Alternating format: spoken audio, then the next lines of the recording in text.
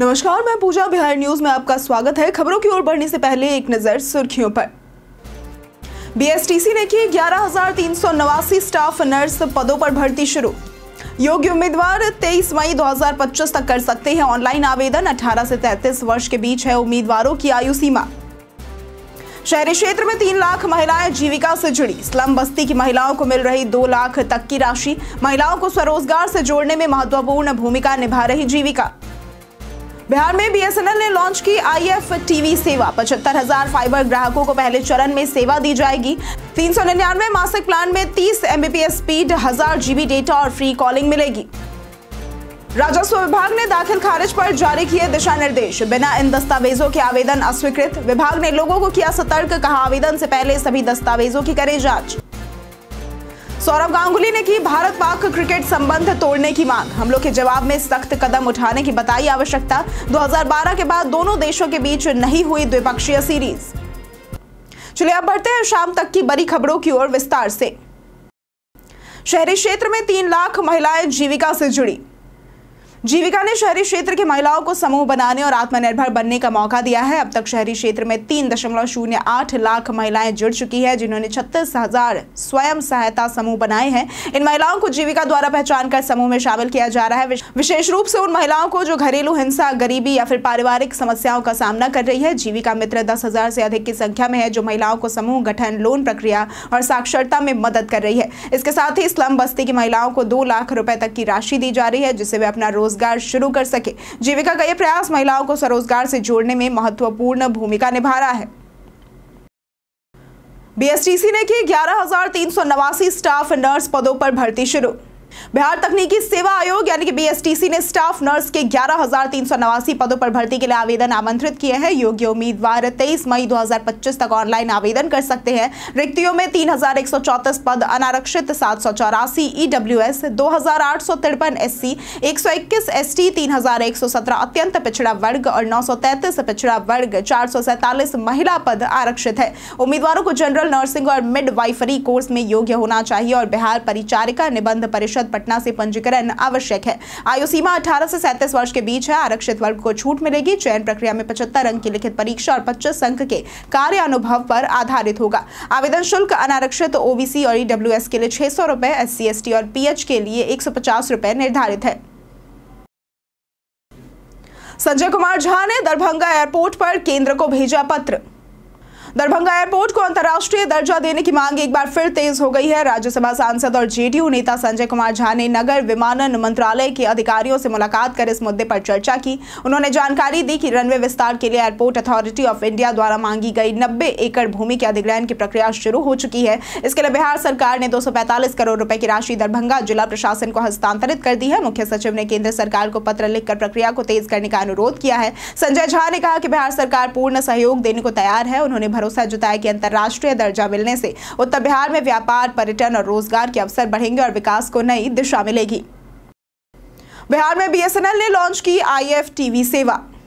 भारत संचार निगम लिमिटेड यानी कि बीएसएनएल ने बिहार में इंटरनेट प्रोटोकॉल आधारित IFTV सेवा शुरू की है। ये फाइबर आधारित टीवी बीएसएनएल भारत फाइबर ग्राहकों को सेट टॉप बॉक्स के बिना 350 फ्री टू एयर चैनल्स और प्रीमियम कंटेंट स्ट्रीम करने की सुविधा देती है। सेवा का शुभारंभ संचार सदन में ऑनलाइन किया गया। बीएसएनएल के 75,000 फाइबर ग्राहकों को पहले चरण में ये सेवा दी जाएगी। न्यूनतम 399 मासिक प्लान में 30 Mbps स्पीड, 1000 GB डेटा और फ्री कॉलिंग मिलेगी। सेवा के लिए ग्राहक बीएसएनएल वेबसाइट या फिर व्हाट्सएप के माध्यम से रजिस्ट्रेशन कर सकते हैं। रजिस्ट्रेशन के बाद स्काई प्रो ऐप डाउनलोड कर मोबाइल नंबर और OTP से लॉगिन चैनल देख सकते हैं। यह पहल डिजिटल सेवाओं के क्षेत्र में बीएसएनएल की बड़ी उपलब्धि मानी जा रही है।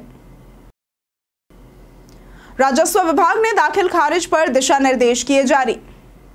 अगर आपने जमीन खरीदी है और विक्रेता ने दाखिल खारिज नहीं कराया है तो यह आपके लिए परेशानी का कारण बन सकता है। राजस्व एवं भूमि सुधार विभाग ने स्पष्ट किया है कि दाखिल खारिज आवेदन अस्वीकृत हो सकता है अगर विक्रेता का बही खाता यानी कि दर केवाला या फिर स्वामित्व प्रमाण पत्र आवेदन में संलग्न नहीं है। विक्रेता से दर केवाला प्राप्त करना जरूरी है और अपने केवाला के साथ विक्रेता की रसीद भी संलग्न करनी होगी। बिना इन दस्तावेजों के आवेदन अस्वीकृत कर दिया जाएगा। विभाग ने लोगों को सतर्क किया है कि वे आवेदन से पहले सभी दस्तावेजों की जांच करें और पूरी तैयारी के साथ आवेदन करें ताकि भूमि विवाद से बचा जा सके और प्रक्रिया पारदर्शी बनी रहे। नीट और बीपीएससी पेपर माफिया संजीव का खुलासा। संजीव मुखिया एक संगठित पेपर लीक गिरोह का सरगना है जो नीट, बीपीएससी जैसी परीक्षाओं में गड़बड़ी करता रहा है। वो 30 से ज्यादा सहयोगियों के साथ मिलकर पेपर लीक कराता था। 2024 नीट पेपर लीक में उसका रिश्तेदार चिंटू झारखंड से गिरफ्तार हुआ, जिसने व्हाट्सएप पर प्रश्न पत्र प्राप्त किया था। गिरोह तकनीक, प्रिंटर और मेडिकल छात्रों की मदद से अभ्यर्थियों को पेपर रटवाता था। उसका बेटा डॉक्टर शिव कुमार भी बीपीएससी पेपर लीक में आरोपी है। संजीव मुखिया 2010 से इस धंधे में सक्रिय है और उसका network Bihar, Jharkhand, UP, MP, Orissa सहित कई राज्यों में फैला है। हर छात्र से 40 लाख रुपए तक लिए जाते थे और उस पर आय से अधिक संपत्ति यानी कि 1.75 करोड़ और अन्य मामलों में सीबीआई व ईडी ने केस भी दर्ज किए हैं। उसकी पत्नी ममता कुमारी चुनाव लड़ चुकी है और फिर से तैयारियों में जुटी है। केमिस्ट एसोसिएशन ने पहलगाम हमले के विरोध में दवा मंडी किया बंद। पटना के जीएम रोड स्थित दवा मंडी में शनिवार को एक दिवसीय बंद रखा गया, जो केमिस्ट एंड ड्रगिस्ट एसोसिएशन द्वारा पहलगाम हमले के विरोध में आहूत किया गया था। इस हमले में 22 अप्रैल को जम्मू कश्मीर के पहलगाम में आतंकवादियों द्वारा 26 लोगों की निर्मम जान गई थी। एसोसिएशन के अध्यक्ष अर्जुन यादव के नेतृत्व में यह निर्णय लिया गया और सभी थोक खुदरा दवा दुकानों को बंद रखा गया। इस बंद से दवा मंडी में रोजाना होने वाले 20 करोड़ रुपए के कारोबार पर असर पड़ा है। एसोसिएशन ने इस हमले की कड़ी निंदा करते हुए मृतकों की आत्मा की शांति के लिए 2 मिनट का मौन रखा। दोपहर 2 बजे एसोसिएशन के कार्यालय में श्रद्धांजलि सभा भी आयोजित की गई। विनोद गुंजियाल को किया गया बिहार का नया सीईओ नियुक्त।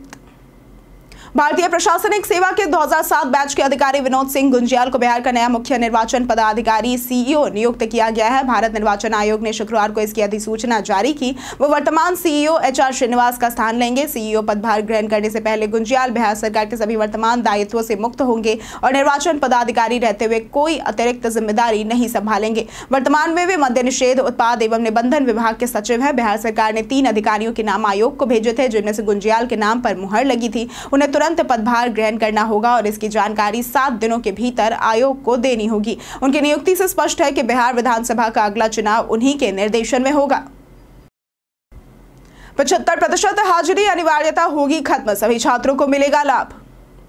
बिहार सरकार ने 2025-26 के वित्तीय वर्ष में सरकारी विद्यालयों के सभी नामांकित छात्रों को साइकिल, पोशाक, छात्रवृत्ति जैसी योजनाओं की राशि देने का फैसला किया है। इसके लिए 75% हाजिरी की अनिवार्यता 5 साल बाद खत्म कर दी जाएगी, जिससे 1.5 करोड़ से अधिक छात्रों को लाभ मिलेगा। शिक्षा विभाग ने इस प्रस्ताव को SC, ST और OBC कल्याण विभाग से सहमति के लिए भेजा और बाद में राज्य कैबिनेट से मंजूरी ली जाएगी। इसके अलावा छात्रवृत्ति की राशि को दोगुना करने का प्रस्ताव भी तैयार किया जा रहा है। कक्षा 1 से 4 तक के बच्चों को 600 रुपए, कक्षा 5 से 6 को 1200 रुपए और कक्षा 7 से 10 के बच्चों को 1800 रुपए की छात्रवृत्ति दी जाती है, जिसे बढ़ाकर 2 गुना किया जाएगा।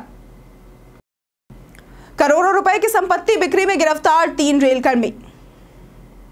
रोहतास में रेलवे की करोड़ों रुपए की संपत्ति की अवैध बिक्री के मामले में पटना सीबीआई और रेल विजिलेंस ने बड़ी कार्रवाई की है। सीबीआई और रेल विजिलेंस की टीम ने डेहरी और सोननगर के रेल कार्यालयों पर छापेमारी की, जिसमें 3 रेल कर्मियों को गिरफ्तार किया गया, जिनमें senior section engineer Rajkumar Singh भी शामिल है। यह कार्रवाई पंडित दीनदयाल उपाध्याय गया रेलखंड पर की गई और इसमें करोड़ों रुपए के अवैध लेन देन के ठोस प्रमाण मिले हैं। राजकुमार सिंह पर आरोप है कि उन्होंने दानापुर से डेहरी तक रेल संपत्ति की अवैध बिक्री की। इसके अलावा रेल कर्मी विनोद कुमार और संविदा कर्मी भीम कुमार को भी गिरफ्तार किया गया। सीबीआई को 2 महीने पहले शिकायत मिली थी और तब से इन गतिविधियों पर नजर रखी जा रही थी। नीतीश कुमार ने जदयू अधिवक्ता समागम में लिया भाग।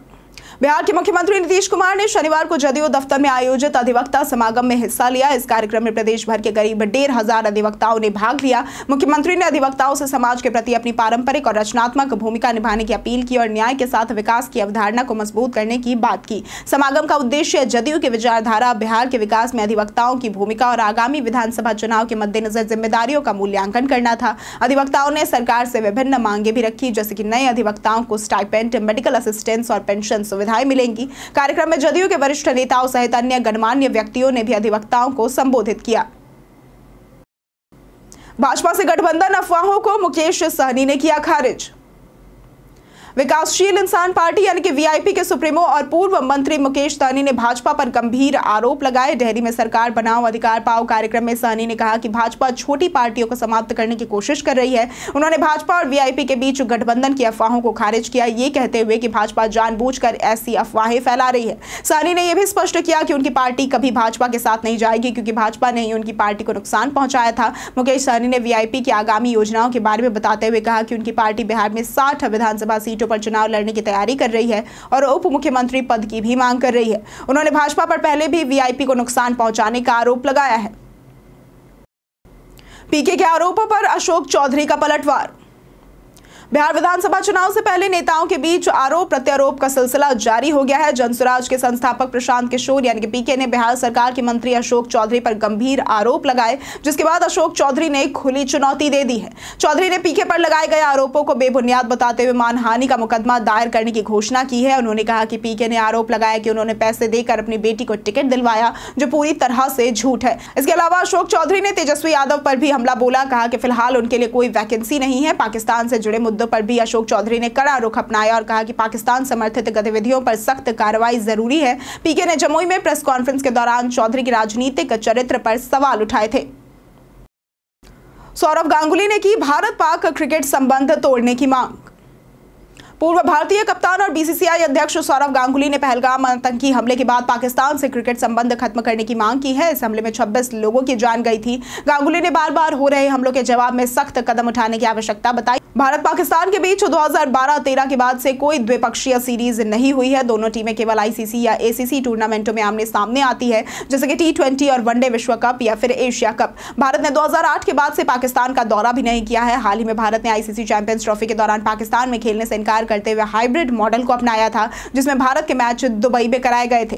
गांगुली का यह बयान ऐसे समय पर आया है जब दोनों देशों के राजनीतिक और कूटनीतिक संबंध बेहद तनावपूर्ण है। पटना में 26 अप्रैल को पेट्रोल, डीजल और सोने चांदी की नई कीमतें।